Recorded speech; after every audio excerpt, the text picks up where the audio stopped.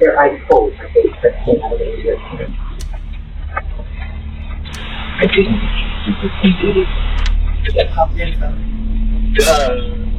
This is Marshall and his mother, Alicia. Just feet away, inside the trunk, lies the dead body of Marshall's girlfriend. He has cut her body up and plans to discard it in the remote mountains of the Sierra foothills.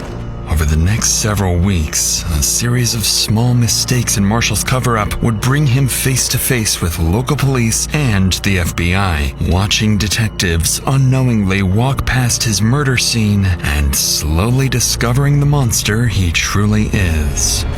You know, that was your baby. Brother, I'm gonna keep it a buck with you. I don't know. Have you guys thought about maybe she was trafficked? Yep. Oakley PD, come out with your hands up!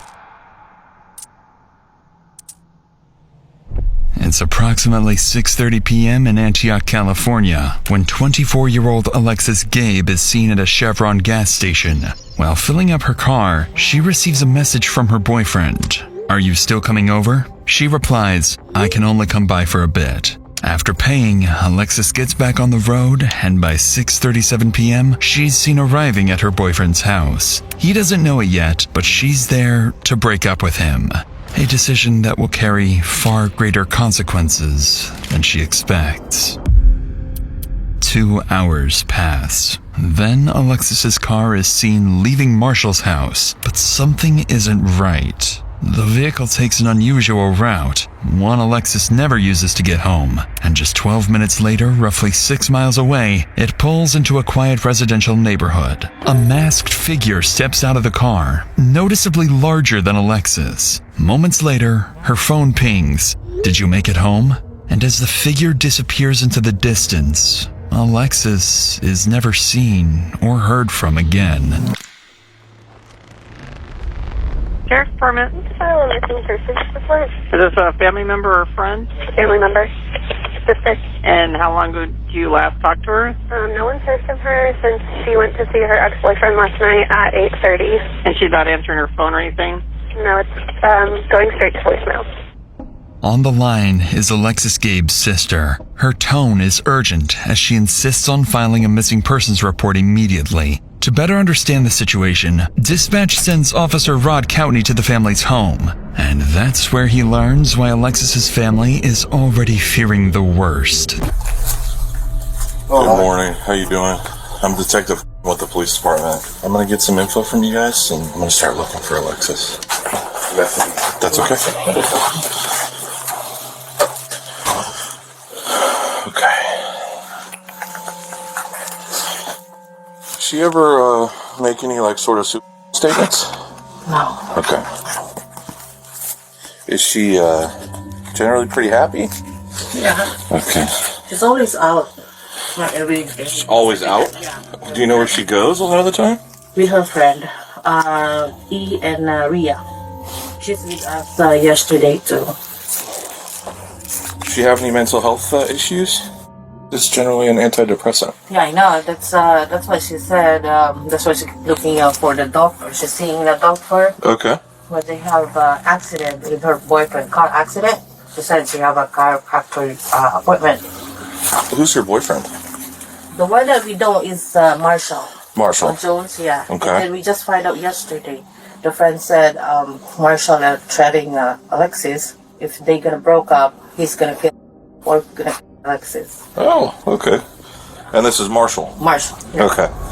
Needless to say, the officer knows exactly who they need to speak with next. According to Alexis's mother, Marshall Jones is the boyfriend she went to see last. But even more troubling is her claim that he had threatened to harm himself or Alexis if they ever broke up. As Coutney wraps up his initial search, he relays the information to his sergeant. From there, requests are made for street CCTV footage, a real-time location warrant for her phone, and most urgently, another officer is dispatched to Marshall's address. Later that afternoon, the officer arrives at the house. Knowing Marshall is one of the last people to see Alexis alive, the officer expects to gather more information about her whereabouts. But he's about to get much more than that. But before we get to that, I want to talk about something else that's important too. For almost a year, I've had this discomfort with my ear, and every time I thought about booking an appointment, I saw the long waiting times and just told myself it would probably go away on its own. But it never did. I know we've all been there. It's easy to do. But that's where today's sponsor, ZocDoc, comes in. ZocDoc is a completely free website that makes booking your next doctor's appointment fast and easy. Just select the specialty you need, your area, and your insurance. ZocDoc then shows you doctors near you that will fit. With more than 150,000 providers across all 50 states, from primary care to dental health to urgent care to mental health, you'll always find the right one. Check their reviews, pick a time slot, fill your details, and just like that, you're booked. Usually within 24 to 72 hours. Sometimes even the same day. Look, I spent almost a year ignoring my ear problem. Don't make that same mistake. So if there's something you've been ignoring or putting off, make it easy for yourself. Head to ZocDoc.com/DrInsanity or simply click the link in the description to instantly book a doctor today. I know it may seem small, but just clicking the link in the description is a huge step towards prioritizing your health. Thanks so much to ZocDoc for sponsoring this video and for helping us all take better care of our health. With that said, let's get back to the video. How y'all doing? Hey, is Marshall home? No. Anita's house? Yes. Yeah. Okay. How y'all doing today? We're praying. Okay. Suffering. Y'all be safe. Be careful now, okay?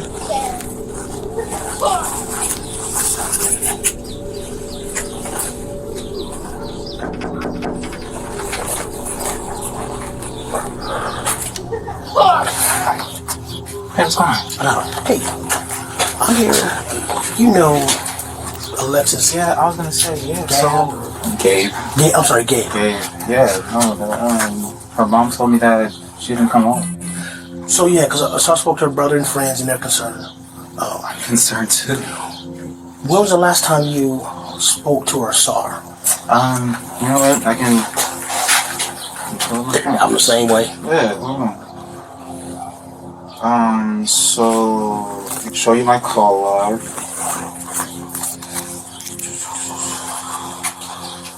I talked to her throughout the day yesterday. I want to say 6:38 is when she told me that she was outside.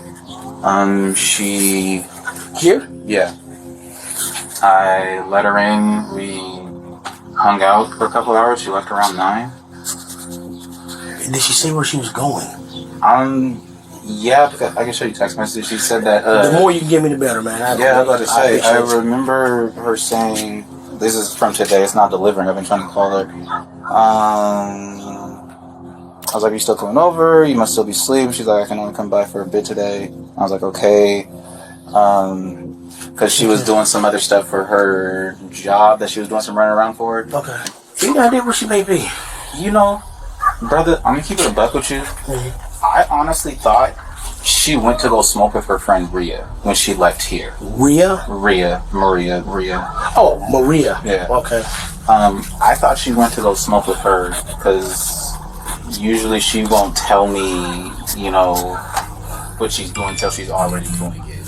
Mm-hmm. So I thought she went there, but then when I kept on calling by like 11 and I wasn't getting anything. Okay.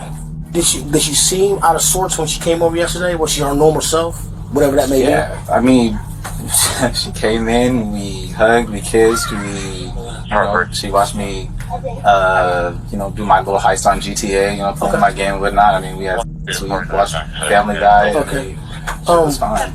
When she left, did you see her? Did you see her leave? Yeah. And I say yeah because I opened the garage door and she left. So Okay. Also, she opened the garage door. Yeah. All right. At first glance, Marshall appears far more willing to help than Alexis's family hinted towards. But as he recounts his last encounter with Alexis, his demeanor is oddly detached, at times even attempting to make light of the situation. It's the kind of behavior that doesn't go unnoticed. But before wrapping up the interview, the officer would ask one of the strangest questions possible at a moment like this. Do you have a car? Because I want to be able to follow up with you. Yeah. How long you dating? Yeah. How long y'all been together? Like 3 going on 4 years. Okay. All right. And I showed you my call log, text message. You ain't got to strap down in the house like a slave or nothing? No, I don't. No, I know you have to ask. Yeah, because it's I a have serious to. situation. Yeah, exactly. And I appreciate you trying to make light of it, but no. Okay. I do not. All right. All right.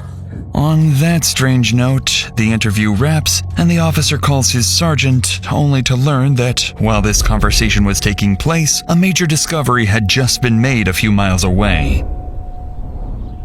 On a residential street in Antioch, Alexis's family comes across their daughter's car while organizing their own search and spreading the word on social media. Police are immediately informed of this discovery, and the car is towed and seized for forensic analysis. Inside the car, some troubling details quickly stand out. The keys are still in the ignition, the door is unlocked, and personal items are missing. After removing and analyzing the car's infotainment unit, investigators are able to track Alexis's precise movements before her disappearance. And just 12 minutes before the car was abandoned, it had been at Marshall's house, not her friend Maria's, as he had previously implied. These findings, along with the alleged death threat, prompt investigators to move Marshall from a person of interest to the primary suspect in Alexis's disappearance. The following day, 2 detectives arrive at Marshall's house, suspecting he is the last person to see her alive and may have been withholding vital information. However, they're also here for something else. Something that will catch him completely off guard. Hey, I'm a detective minister real quick.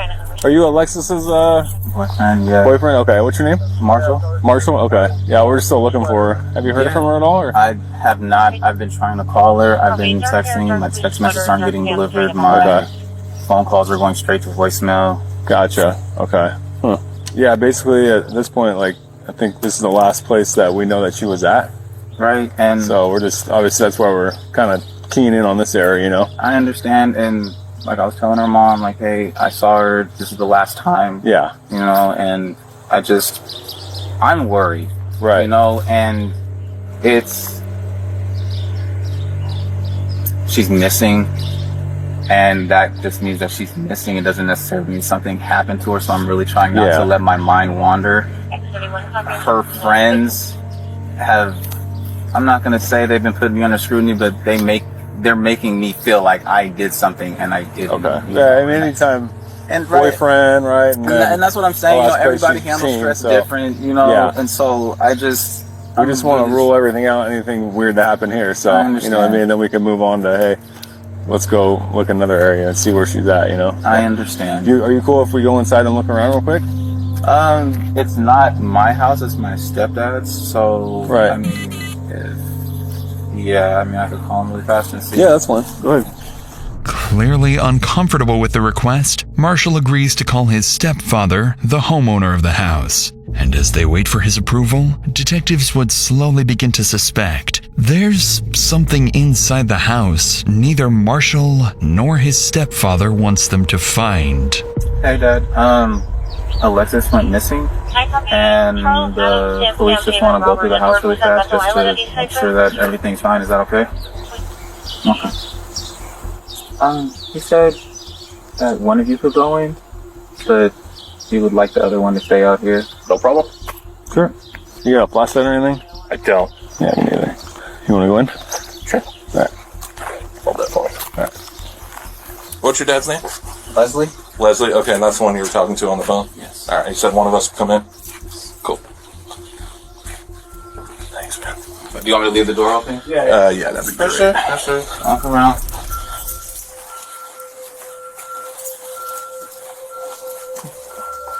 Anything of hers that's here? I mean, there might be some clothes that she left over. Okay. It's gonna be in my room. My room's a mess. That's fine.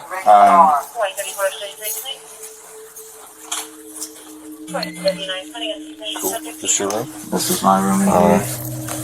I know. Like I said, it's a mess. It happens, bro. Yeah. You guys drink together, I'm assuming? Yeah, at the house. As the officer moves through the house, Marshall's room quickly stands out, left in complete disarray, and as he inspects the room further, little does he know, this very place holds subtle clues and will soon become a crime scene. Is there upstairs? It's just one story. Just one story. Thank you. Appreciate it. I'm sorry. You're good. And then this is other people's rooms? Yeah.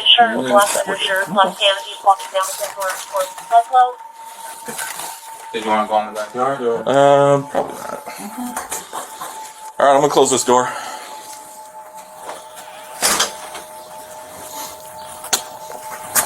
Nothing out of the ordinary. His room is an absolute mess. He does. Focusing on the mess, the officer overlooks the attic, a place hiding a terrifying secret. And it's no accident. Marshall has been guiding him through certain areas, carefully steering him away from others. But despite the search turning up nothing, officers aren't done with him just yet. There's something else they want to ask. So no contact from her? None whatsoever. Okay. Phone's been off. You tried to call her, I'm assuming? Indeed. Okay. Do you mind hanging up with him real quick so we can... I'm going to ask you something. Would you be willing to give us your cell phone for a forensic download? Oh, yeah. Okay. So I'm able to do all that stuff. Wait, what's the forensic download again? It just shows me all the information on your phone for a certain period of time. Oh, okay. It shows like, hey, was this phone here the whole time? Oh, yeah, for stuff sure. like that. Okay, yeah, okay, for sure. And then I would just have you sign like a consent form. Okay. And then you can bring it down, sign the consent form down at the PD, and then I'd take your passcode, and then I would do it that way. Okay. They want to do a forensic download just to make sure that, you know, my phone is where I said it was, i.e. where I said I was. Yeah. But she was still here when he got home?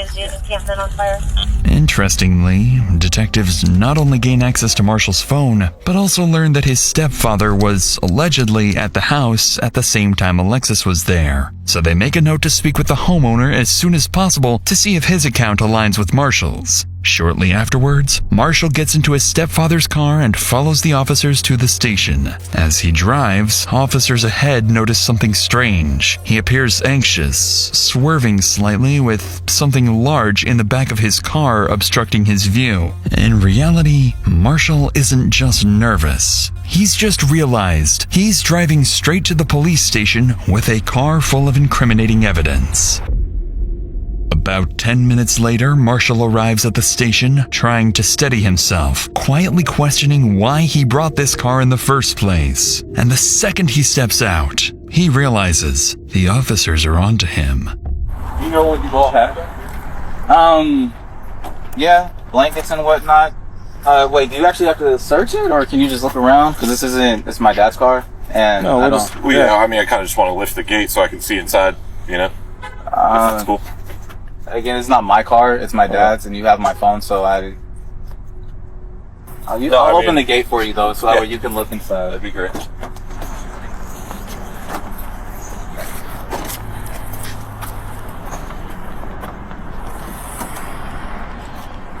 We went to the drive-in, so tried to get Rumi some water. I mean, you can look in the bag, that's our Philly cheesesteak. Any of this hers? No. Because we would like to collect a DNA sample from her, right? So we have a reference on file. So was she back here? Yeah. Like, I don't. So is any of this like? None of this is her. I don't know. Would you mind if we like took a blanket to test it? Or I would, because yeah. And does she normally sit up in the front seat? Yeah. Okay, let's start a photo. We're not. You don't want us to look under the blankets or what? She would like to look under the blankets. I don't want you to think I have a dead body or anything. No, I was just because we were being all. Yeah. Okay. So this is your stepdad or your real dad? My stepdad. Gotcha. All right. Cool. Naturally, Marshall's unwillingness to show what's in the trunk immediately raises red flags for the officers. Once it's opened, they find multiple blankets, pillows, and food waste, with Marshall insisting that he and Alexis used the car as a bed at the drive-in. With suspicion mounting, they get Marshall to sign a consent form, download the data from his phone, and then return it to him. And as they let him go, detectives believe the contents of Marshall's phone may finally reveal what he's been hiding, unaware that this entire investigation is about to start going downhill. The next day, as investigators prepare to review the data from Marshall's phone, they notice the download process has failed, leaving them with nothing. Realizing Marshall's willingness to cooperate may already be reaching its limits, detectives decide not to push any further for now and instead turn their attention elsewhere. There's still one person they haven't spoken to yet. Marshall's stepfather, the homeowner who was allegedly inside the house the same night Alexis disappeared. If something happened to her that night, he may have witnessed it. With that in mind, they drive back to the house to speak with him, where they'll begin to suspect that not everyone wants them to discover the truth behind Alexis's disappearance. Hey, Mr. Clark. Hey, we're just trying to follow up on everything going on with Alexis. We haven't talked to you yet. Marshall had said that you were here when Alexis was here on Wednesday night. Did you see Alexis here on the 26th? Be honest with you, I come, if she's here, she's here, she's not, when I see her, I don't. You don't recall seeing her car here? No, I do not. And you don't remember seeing her, talking to her that night? No, I didn't see her there that night. No Wednesday. How's Marshall holding up with all this? He's upset. No, for sure. I mean, just now finding out that his girlfriend's coming up missing. I mean, I found out yesterday with the note coming in, a flyer. Oh, yeah. Flyer and stuff. Saying that she's missing. I'm like, what the hell is going on? What was she like as just an everyday person? Like, she's good? Sweet. Yeah. I mean, she's just a good young lady. She never brought drama to your house or anything like that, or? What couples? I mean, aside from couple drama. Yeah. I mean, they never argued in front of me. But, like, she never brought any outside BS to your house or anything like that. No. Is Marshall around? I know one of the detectives was trying to reach him and he hadn't returned his phone call. Marshall's not here. And, he said he's going to go talk to his mom. Me and his mom don't really conversate like that. With this information, police now know where to look for Marshall next. His mother's house. What catches the officers off guard, however, is Leslie's refusal to confirm being with Marshall and Alexis the night she disappeared, directly contradicting what Marshall had previously told investigators. Now faced with more questions than answers, officers leave to figure out their next move. From this point forward, the investigation into Alexis's disappearance quietly begins to shift in a much darker direction. Come in. During the next several days, police visit Marshall's mother, Alicia Clark, looking for her son. But suspiciously, she claims she hasn't seen him since the night his girlfriend Alexis vanished. By now, investigators begin to consider a troubling possibility. Marshall may be on the run, and his family may even be covering for him. But their biggest piece of evidence is still to come. Just as the investigation seems to stall, CCTV footage is recovered from the route Alicia's car took the night she vanished. For roughly 12 minutes, the car is seen speeding from Marshall's home to the residential area where it's eventually abandoned. A masked figure is seen stepping out of the car, noticeably larger than Alexis, with a more masculine build. As detectives begin tracking the figure's movements through nearby cameras, they watch it move calmly for over a mile until it arrives somewhere completely unexpected: Marshall's mother's house. This development makes investigators certain that the masked figure was none other than their prime suspect, Marshall. And with that, an emergency search warrant for his home is secured immediately. On February 1st, more than a dozen officers arrive at the house convinced there is far more inside than Marshall originally let them see.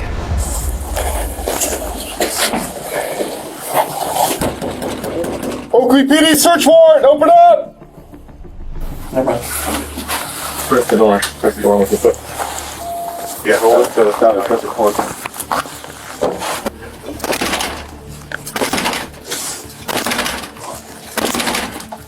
Yes. We need that pry. You want the pry? Pry bar? There you go. Oakley PD! Come out with your hands up! Hands up! Check the left, check the left. I got a door on the right. Check that door. Left's clear. Oakley PD, come out with your hands up! Search wide!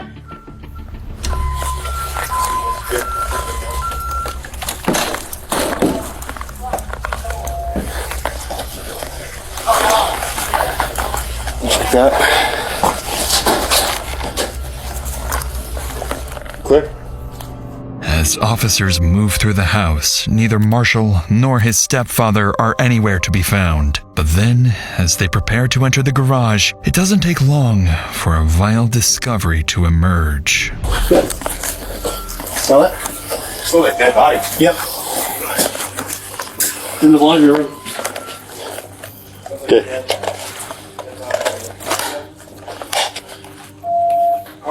Yeah. I just look compartment one. Right here, yeah? Yeah, right in here. I got a big whiff. Yep. Who's that backyard?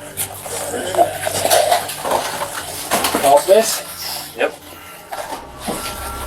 Multiple officers begin to notice a distinct smell, one they believe to be the odor of a decomposing body. The scent appears to be coming from the laundry room and leads up towards the attic. So officers prepare to investigate and brace themselves for the worst. It looks undisturbed. Are we agreeing? Plus been opened before. I don't know. It's right here, dude. Yeah. This points straight out to the garage. So that's the thing, is like, That's the we gotta check the crawl space. Anybody check inside that SUV or take a peek inside? I didn't see anything, it's locked. Okay. Scott, I'm gonna have this door closed for a second. I mean, there's pathways where they walked for electrical, but I don't see. No footprints, no drag marks. Yeah, I mean, it's just you can see where they're walking, Okay. doing something, but I don't. Hey, they said they could smell something right where you're at, Logan.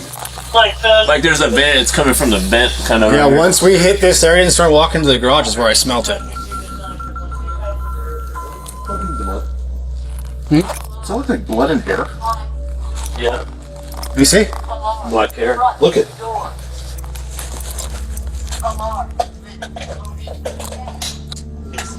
Paint? Could be blood, could be blood. Paint, but that could also be blood.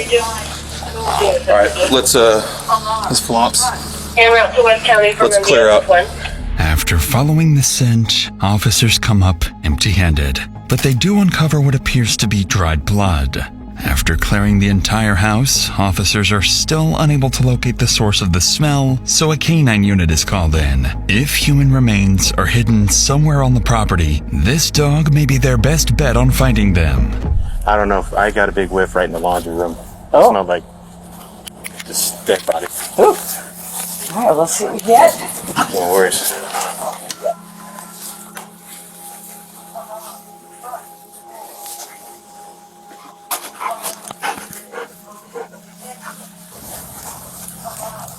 That's not good.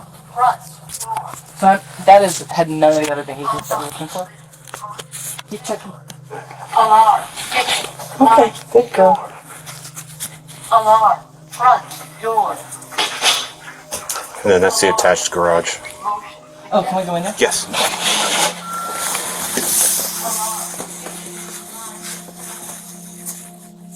All done? Good girl. Did you guys leave that or did? Oh, I don't know. We didn't bring that in. That's fine. You saw her go up the wall here? Mm-hmm. Yeah. So it's just checking odor. As I said, you've worked with cannons, so we didn't get final. And that was the kind of thing where it's like, I have some weird odor, but it's not all of her behaviors, which was more what we had there. And of course, you and I both know there could be, you could have vacuumed up a tissue that had bloody nose. Yeah. And that could be. Okay, good girl. You want your toy? It's not saying to get your toy. Huh? All right, that's all we got. Somewhat surprisingly, the handler isn't fully convinced the dog has detected human remains. However, several indications suggest it has picked up on something suspicious, as it repeatedly returns to Marshall's room, sits in one spot while staring at its handler, and most alarmingly, begins clawing at the wall, a sign the odor may be coming from the attic. But even after multiple additional searches, and with more canine units brought in, officers are left with troubling yet inconclusive results.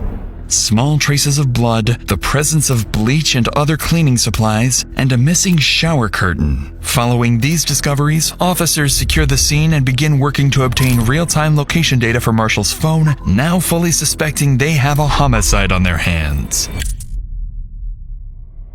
Over the next several weeks, officers are seemingly no closer to finding Marshall. Neither his mother nor his stepfather appear willing to cooperate any further. But every time the investigation seems like it's losing momentum, Alexis Gabe's family keeps pushing forward, pressuring police to find their daughter and bring her justice. That pressure soon begins to pay off when investigators finally obtain a real-time location warrant for Marshall's phone and discover he's moved to Vacaville, California, roughly an hour and a half from his home. After a quick check, they find out exactly where that location leads: his sister's house. So officers quickly head to her address, hoping to find Marshall there. What's your name? Ariana. Ariana. I'm James. Nice to meet you. Nice to meet you. Obviously, you know why we're here, right? I do. When he got here, he was off. While he was here, that's when I saw the first flyer for Alexis. And that's when I started putting the pieces together, what could be. I said, get your tomorrow, you gotta be gone. I want nothing to do with this. And his gun was underneath. I lost my What was their relationship like between Alexis and Marshall? So it got toxic over the last year and a half. He was a lot more torn up about them breaking up than about her being missing. I will say that, irrefutably. Looking back on it, my brother does have sociopath and narcissistic tendencies about himself. Your mom and Marshall are close, right? Yes. Do you think that she's helped him out in any way? Will she get in trouble? I hope not. I mean, I hope in the end of all this, she'll be as cooperative as you are. Because ultimately, your brother made the choice that he made, yes. Right? So do you think he went to Vegas? No. I believe this is the number that he's using. If you guys want to take it, that's fine. Most worryingly for officers, Ariana seems to suspect someone else may be helping Marshall evade police. However, Ariana also gives them something significant: Marshall's new phone number. So after wrapping up the interview, investigators move quickly to track his location. This is when they discover that Marshall's phone is pinging all the way back to his mother, Alicia Clark's house. Up to this point, Alicia has been telling police she doesn't know where Marshall is. Now, detectives begin to suspect she's lying and may even be actively hiding from police. Over the next few hours, police secure an emergency search warrant for Alicia's house. Officers rush to the location knowing full well Marshall could disappear again at any moment. But little do they know, the lead they're following is actually a setup. Ugly police search warrant, come to the door! Hello? That's okay. Let's open the door for me. Thank you. Alright, ma'am, Step out, please. Autistic daughter that sleep upstairs. I understand. Is she okay up there? She's okay. Are you able to wake her up and bring her out here for a minute while we service this warrant? I'm not. Let me see what I can do. Anybody else inside? After escorting Alicia and her daughter outside, officers move in to search the house, but they find no one else inside. They do, however, spot a working camera outside the home, one they immediately begin trying to obtain a warrant for. Despite Marshall's absence, the forensics team insists that his phone is still actively pinging inside the house. By now, investigators know something isn't adding up. So they prepare to question Alicia, starting with the very reason they're here in the first place. Where's the best place? Nice backyard. Talk to me. What's going on? So we're obviously here for a reason, and there's a couple of reasons. We're here for Marshall's phone. So we know it's here, but we don't want to tear your house apart too much. So if you could direct us to it, so we don't have to like mess anything up. Like, where is the phone? It's upstairs in my closet in the green Hawaiian shirt if you guys need it. Now I have a question. What do you guys need it for? You guys cloned it. So the cell phone thing, they went and did the download, but some of the files got screwed up, so we don't like, have everything. So we need that, and plus we know that he's had the phone after that. So that's the evidence that we're looking for. Strangely, Alicia appears unusually cordial with the detectives, despite having her house breached. She's even admitted to holding a wanted suspect's phone, yet treats it as if it's nothing serious. By now, investigators are more than suspicious of her involvement. They're convinced she not only knows where Marshall is, but more importantly, what he did to Alexis. So, he's obviously not here, so you know where Marshall is? Hand to God, I do not know. I do not know. I've intentionally told him, do not tell me where you are. It's just the situation I don't want to know. So you're distancing yourself? Oh God, no, not Oh, okay.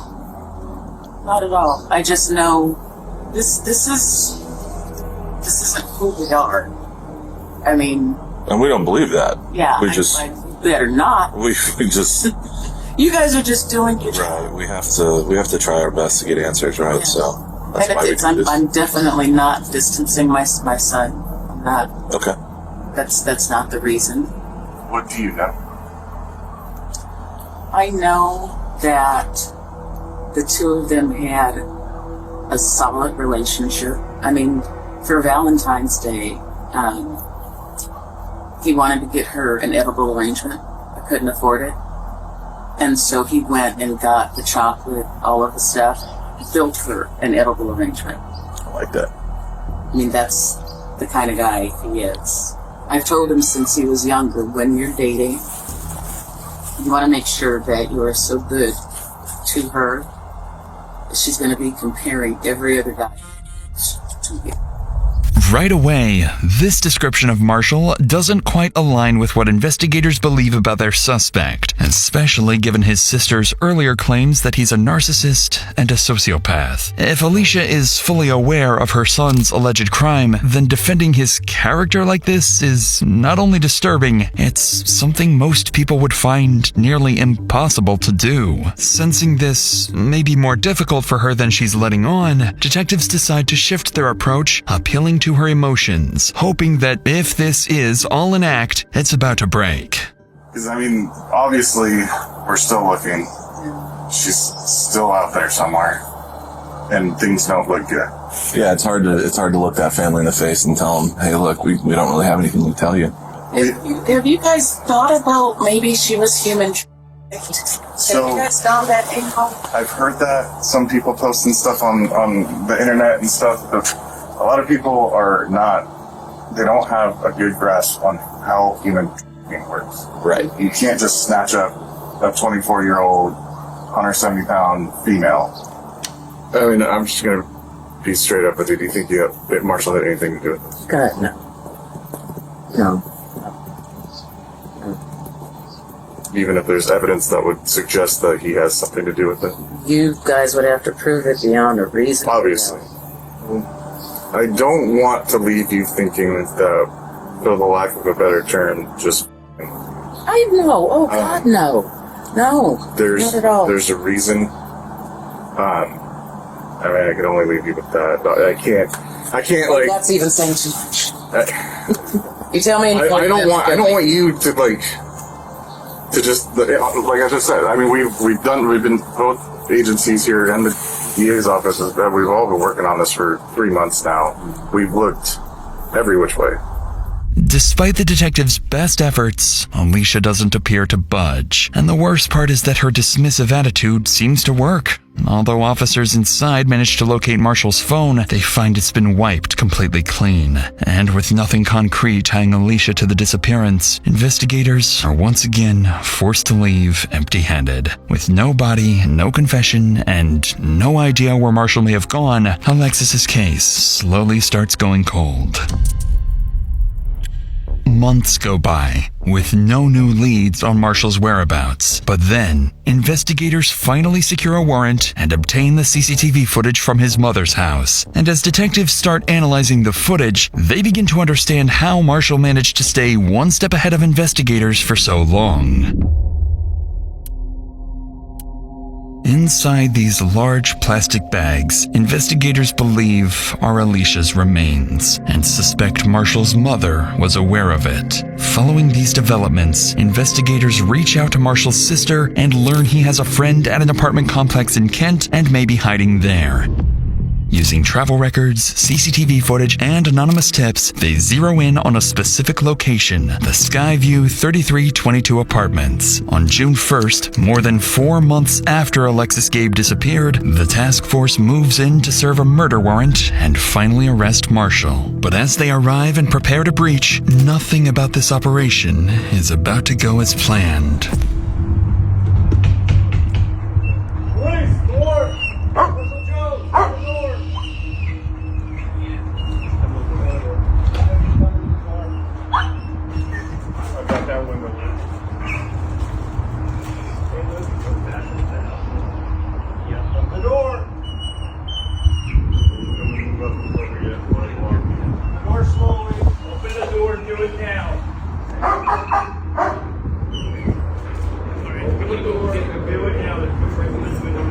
John? Come out.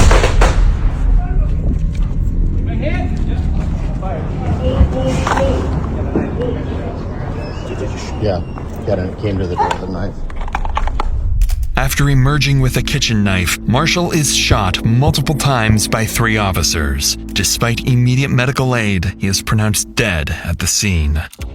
The following day, Paul Beard, chief of the Oakley Police Department, holds a press conference, announcing that Alexis Gabe's case is now officially being treated as a homicide, and that Marshall Curtis Jones had been charged with her murder before being shot and killed. But any real sense of closure for Alexis's family would not come until much, much later. On November 3rd, while metal detecting near Jackson Road in Plymouth, a local resident discovers what he believes to be human remains and immediately calls 911. When officers arrive, they're left speechless. Scattered across the mountains are the remains of a young woman. A forensic odontologist is brought in and, using dental records, confirms the remains are those of Alexis Gabe.